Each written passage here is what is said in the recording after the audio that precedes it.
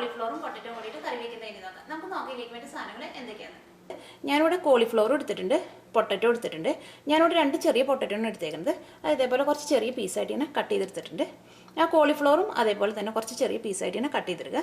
ഞാനിവിടെ എടുത്തേക്കാണ് കോളിഫ്ലവർ, ഒരു വലിയ കോളിഫ്ലവറിൻ്റെ പകുതിയാണ് ഞാൻ എടുത്തേക്കുന്നത്. പിന്നെ ഇതിലേക്ക് നമുക്കൊരു അരപ്പ് ഉണ്ടാക്കണം. അതിലേക്ക് വേണ്ട മസാലകൾ എന്തൊക്കെയാണെന്ന് നോക്കാം. ഞാനിവിടെ ഒരു ചെറിയ സവാള ചോപ്പ് ചെയ്തെടുത്തിട്ടുണ്ട്. പിന്നെ ഒരു 1/2 ടീസ്പൂൺ നല്ല ജീരകം എടുത്തിട്ടുണ്ട്.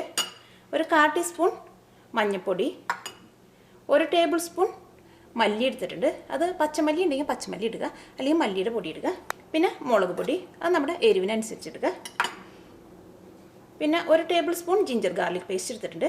ഞാനിവിടെ ഒരു ചെറിയ കഷ്ണം ഇഞ്ചിയും ഒരു 4 വലിയ വെളുത്തുള്ളിയും കൂടിയിട്ട് അരച്ചെടുത്തേക്കുന്നത്.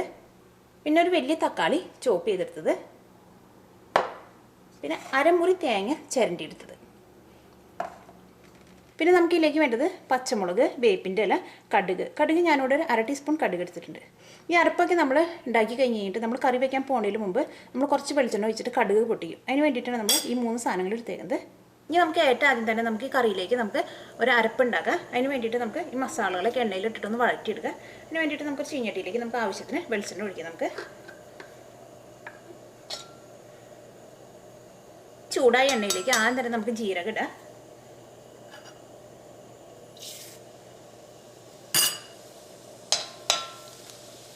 അപ്പോൾ ജീരകം നന്നായിട്ട് മുരിഞ്ഞിട്ടുണ്ട്. ഇതിലേക്ക് നമുക്ക് മല്ലി ചേർക്കാം.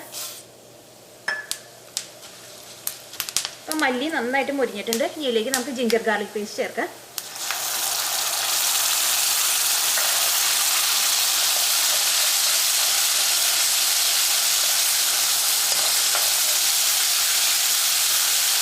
അത് മല്ലിയും ജീരകവും ഇട്ട വഴിക്ക് തന്നെ നമ്മൾ വേഗം ജിഞ്ചർ ഗാർലിക് പേസ്റ്റ് ചേർക്കണം. അല്ലെങ്കിൽ ചിലപ്പോൾ നമ്മുടെ മല്ലിയും ആ ജീരകവും ചിലപ്പോൾ കരിഞ്ഞു പോകും.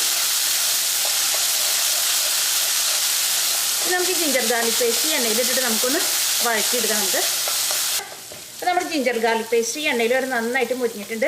ഇത് ഞാൻ പച്ചമല്ലി എടുത്ത കാരണമാണ് ഈ ജിഞ്ചർ ഗാർലിക് പേസ്റ്റിന് മുമ്പ് ഞാൻ ഈ പച്ചമല്ലി ചേർത്തത്. നമ്മൾ മല്ലിയുടെ പൊടിയാണ് നമ്മൾ ചേർക്കണമെന്നുണ്ടെങ്കിൽ ജിഞ്ചർ ഗാർലിക് പേസ്റ്റ് ഒക്കെ ചേർത്ത് കഴിഞ്ഞിട്ട് നമ്മൾ മുളക് പൊടി, മഞ്ഞൾപ്പൊടിയൊക്കെ ചേർക്കുന്നതിൻ്റെ കൂട്ടത്തിൽ മാത്രം നമ്മൾ മല്ലിയുടെ പൊടി ചേർത്താൽ മതി.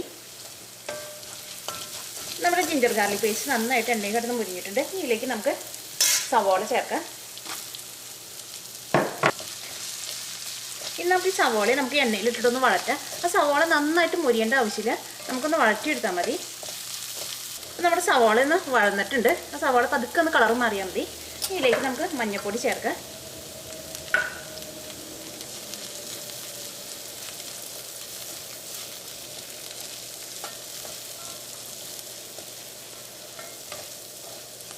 നമ്മുടെ മഞ്ഞൾപ്പൊടി എണ്ണയിൽ കിടന്നൊന്ന് മുരിഞ്ഞിട്ടുണ്ട്. ആ മഞ്ഞൾപ്പൊടിയുടെ പച്ചക്കൂത്തൊക്കെ പോയിട്ടുണ്ട്.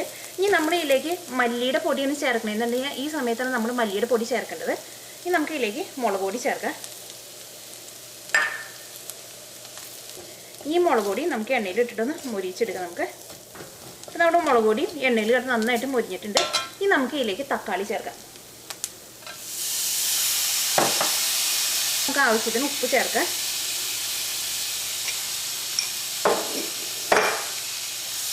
ഇതെല്ലാം കൂടിയിട്ടൊന്ന് മിക്സ് ചെയ്ത് കഴിഞ്ഞിട്ട് നമുക്ക് ഇതിലേക്ക് തേങ്ങ ചേർക്കാം.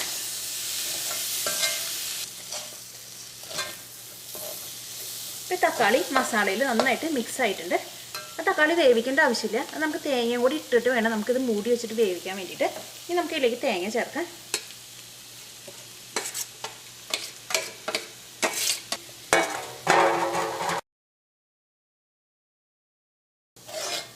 ഇനി നമുക്കിത് മൂടി വെച്ചിട്ട് ഒരു മീഡിയം ഫ്ലെയിമിലിട്ടിട്ട് ഇതൊന്ന് വേവിച്ചെടുക്കണം. ആ തക്കാളിക്ക് വെന്ത് കഴിഞ്ഞ് കഴിയുമ്പോൾ ഇതിനകത്ത് എണ്ണയ്ക്ക് പതുക്കെ ഒന്ന് തെളിഞ്ഞ് വരും. അത് കഴിഞ്ഞ് കഴിയുമ്പോൾ നമുക്ക് ഈ അരപ്പ് എടുത്തിട്ട് നന്നായിട്ട് കുറച്ച് വെള്ളം ചേർത്തിട്ട് അരച്ചെടുക്കണം. എന്നിട്ട് വേണം നമുക്ക് കറി വയ്ക്കാൻ വേണ്ടിയിട്ട്.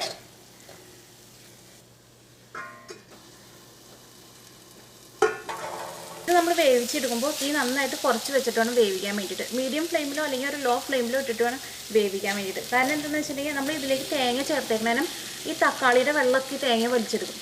അതുകൊണ്ട് നമ്മൾ തീ അങ്ങനെ കൂട്ടി വെച്ചിട്ടുണ്ടെങ്കിൽ പെട്ടെന്ന് കരിഞ്ഞു പോകും. പിന്നെ ഇത് വെന്ത് കിട്ടാൻ വേണ്ടിയിട്ട് കുറച്ച് സമയം എടുക്കുകയും ചെയ്യും. ഒന്നുകൂടി ഇളക്കിയിട്ടിട്ട് നമുക്ക് ഒന്നുകൂടി മൂടി വെച്ചിട്ടൊന്ന് വേവിക്കാം.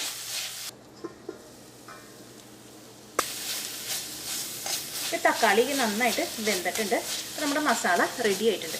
ഇനി നമുക്ക് തീ ഓഫ് ചെയ്ത് കഴിഞ്ഞിട്ട് ഇത് നമുക്ക് മിക്സിയിൽ ഇട്ടിട്ട് ഇതിലേക്ക് ആവശ്യത്തിന് വെള്ളവും കൂടി ചേർത്ത് കഴിഞ്ഞിട്ട് ഇത് നന്നായിട്ടൊന്ന് പേസ്റ്റ് പോലെ നമുക്കൊന്ന് അരച്ചെടുക്കാം. വേണ്ടിയിട്ട് നമുക്ക് തീ ഓഫ് ചെയ്യാം. ഇത് നമ്മൾ അരച്ചെടുക്കുമ്പോൾ നേരം നമ്മൾ കുറച്ച് വെള്ളം ഒഴിച്ചിട്ട് അരയ്ക്കാം. എന്നിട്ട് നന്നായിട്ട് പേസ്റ്റ് പോലെ അരയ്ക്കുകയും ചെയ്യുമ്പോൾ കുറച്ചുകൂടി വെള്ളം ഒഴിച്ചിട്ട് അരച്ചെടുക്കാം. എന്നാൽ മാത്രമേ ഇതിൻ്റെ മല്ലിക്ക് നമുക്ക് നന്നായിട്ട് അരഞ്ഞ് കിട്ടുള്ളൂ. അപ്പോൾ നമ്മുടെ അരപ്പ് അരച്ചെടുത്തത് റെഡി ആയിട്ടുണ്ട്. അത് നമ്മൾ അരച്ചെടുക്കുമ്പോൾ നന്നായിട്ട് പേസ്റ്റ് പോലെ നമ്മൾ അരച്ചെടുക്കണം. ഇനി നമുക്കിത് കറിയാക്കാം. അതിന് വേണ്ടിയിട്ട് നമുക്കൊരു മൺകലം വെച്ചിട്ട് ചൂടാക്കാം. ഇതിലേക്ക് നമുക്ക് കടുക് പൊട്ടിക്കാൻ വേണ്ടിയിട്ട് കുറച്ച് വെളിച്ചെണ്ണ ചേർക്കാം. വളരെ കുറച്ച് വെളിച്ചെണ്ണ ചേർത്താൽ മതി. ആ കടുക് പൊട്ടിക്കാനുള്ള ആവശ്യത്തിനുള്ള വെളിച്ചെണ്ണ മാത്രം ചേർത്താൽ മതി.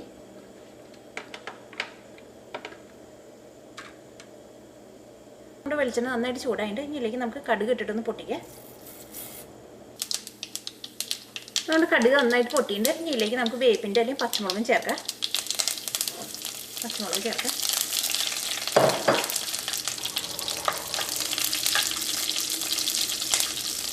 ഇനി ഇതിലേക്ക് നമുക്ക് നമ്മൾ അരച്ച് വെച്ചേക്കണം അരപ്പ് ചേർക്കാം. ഈ ചെറുതായിട്ടൊന്ന് കുറച്ച് വയ്ക്കുക. നമുക്ക് കുറച്ച് വെള്ളം കൂടി ചേർക്കാം. കാരണം എന്താ വെച്ചിട്ടുണ്ടെങ്കിൽ നമുക്ക് പൊട്ടറ്റോ ഉരുളക്കിഴങ്ങും ഈ അരപ്പിലിട്ടിട്ടാണ് വേവിച്ചെടുക്കാൻ വേണ്ടിയിട്ട്. ഇതിലേക്ക് നമുക്ക് കുറച്ചുകൂടി വെള്ളം ചേർക്കാം. നമുക്ക് തീ നന്നായിട്ടൊന്ന് കൂട്ടി വയ്ക്കാം. ഇതിലേക്ക് നമുക്ക് വെള്ളം ചേർക്കാം. ഇത് നന്നായിട്ട് മിക്സ് ചെയ്ത് കഴിഞ്ഞിട്ട് നമുക്ക് ഇതിലേക്ക് നമുക്ക് ആവശ്യത്തിന് ഉപ്പ് ചേർക്കാം.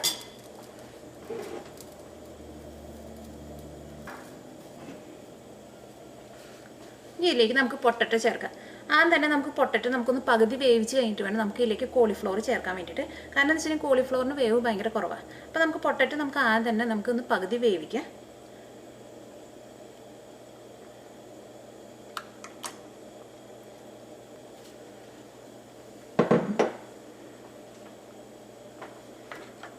നമുക്കൊന്ന് മിക്സ് ചെയ്ത് കഴിഞ്ഞിട്ട് നമുക്കൊന്ന് മൂടി വെച്ചിട്ട് നമുക്ക് തന്നെ നമുക്ക് പൊട്ടറ്റോ പകുതി ഒന്ന് വേവിക്കാം. നമുക്ക്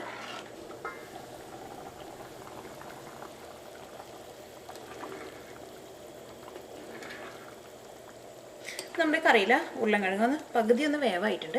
ഇനി നമുക്ക് ഇതിലേക്ക് കോളിഫ്ലവർ ചേർക്കാം.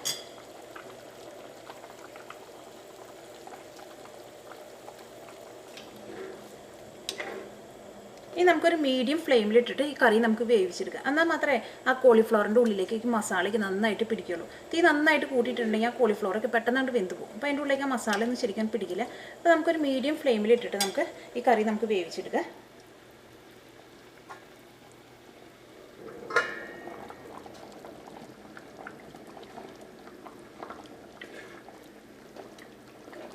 അപ്പോൾ കോളിഫ്ലവറും പൊട്ടറ്റോയും നന്നായിട്ട് വെന്തിട്ടുണ്ട്.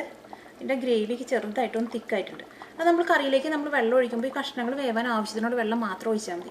ഈ നമ്മൾ വെള്ളം ഒഴിക്കുമ്പോൾ വെള്ളം അങ്ങനെ കൂടിപ്പോയിട്ടുണ്ടെങ്കിൽ ഈ കഷ്ണങ്ങൾ ഒരു 3/4 ഭാഗം വേവായി കഴിയുമ്പോൾ പിന്നെ അത് തുറന്ന് വെച്ചിട്ട് വേവിക്കണം.